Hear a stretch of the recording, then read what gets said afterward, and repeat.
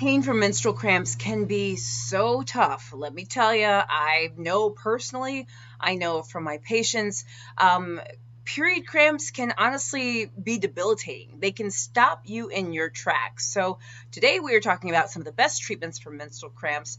First, let me tell you why they even happen. The pain that we have from menstrual cramps typically are caused by chemicals called prostaglandins. These are chemicals made in the lining of the uterus. They cause the muscles and blood vessels of the uterus to contract. And on the first day of our period, oftentimes that level of prostaglandins is high, but as we go through our period, the level goes down. And this is why oftentimes in the beginning of our periods, the pain is like, oh my gosh, and then things kind of simmer down a little bit. And thank goodness for that.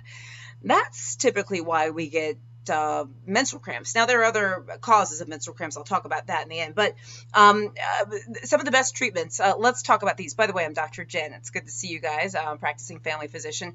I would say my favorite and number one treatment is non-steroidal anti-inflammatory drugs, NSAIDs. Why? Because they are a type of medication that targets prostaglandins, the very culprit that sort of, is behind our menstrual cramps by and large.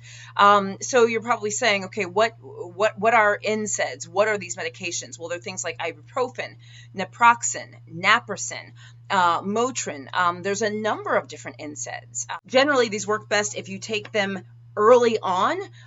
First sign of your period, just start taking them. It can really, really help.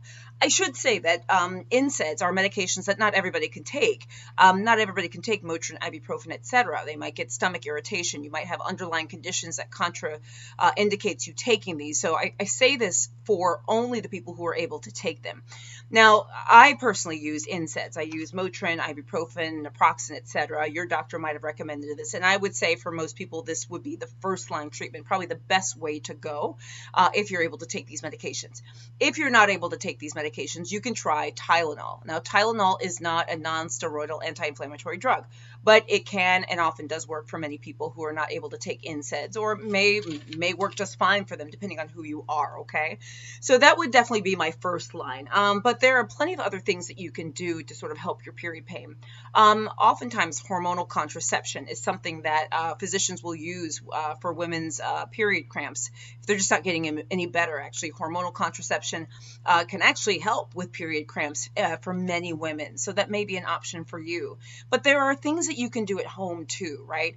Exercise often helps many people with period cramps. That sometimes can be very, very helpful. Also, making sure that you're getting enough sleep. It may seem like, what does that have to do with period cramps? But honestly, it can have a lot to do with your overall sort of well-being and how you're feeling.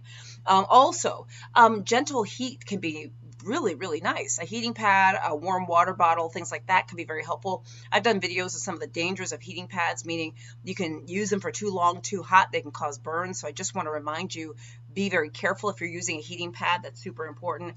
But also our mindfulness and meditation techniques can really kind of weigh in here, especially if you struggle with really bad period cramps.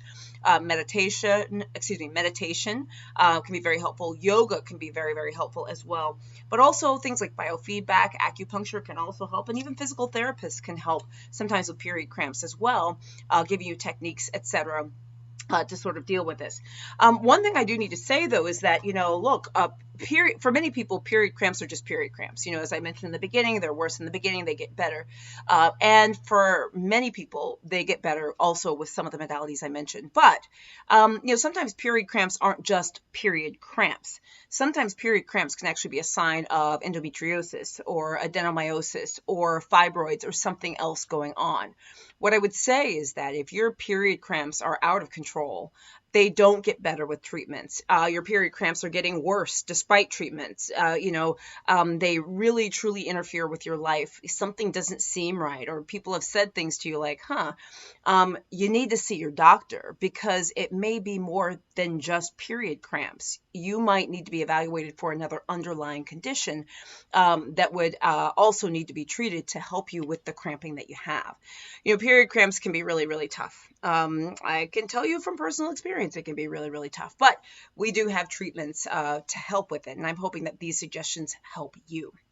make sure that you're talking to your doctor, your gynecologist about what's going on with you guys. Really don't suffer in silence, because often, like I said, there's often things either we can do or other things we need to do to evaluate things further. So I hope this is helpful, guys. I'm Dr. Jen Caudle, practicing family physician, on-air health expert and video creator. I do daily videos on Facebook. Please like and follow my page. For those of you who send stars, thank you so much. Consider joining my subscription groups. Dr. Jen Superstars for exclusive content on YouTube. Please subscribe to my channel. Click the little bell for updates.